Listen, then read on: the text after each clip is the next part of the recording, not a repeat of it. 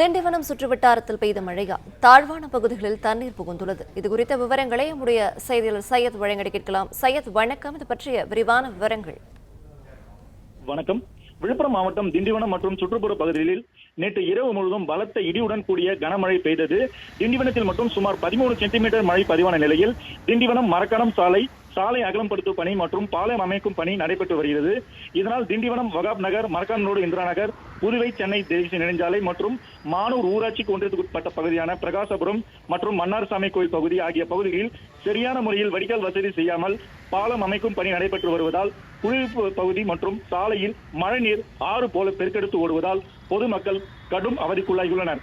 இந்த பகுதியில் சுமார் 500க்கும் மேற்பட்ட வீடுகளில் மழைநீர் ஆனது சூழ்ந்துள்ளது.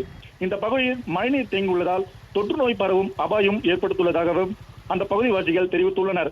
மேலும் அதே போல இரவு முழுவதும் திண்டிவனம் மற்றும் சுற்றுப்புறங்களில் பகுதியில் பெய்த கனமழையால் கர்ணாவூர் செல்லும் தரைப்பாலம் ஒழுகியதால் திண்டிவனத்திலிருந்து கர்ணாவூர், வைரம்பேட்டை, தென்கலவாய் போன்ற பல்வேறு கிராமங்களுக்கு செல்லும் பாதை முற்றிலும் தடை செய்யப்பட்டுள்ளது.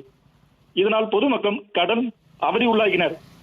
இந்த ஊருக்கு பொதுமக்கள் மாற்றுப்பாதையை பயன்படுத்துமாறு அதிகாரிகள் அறிவித்துள்ளனர்.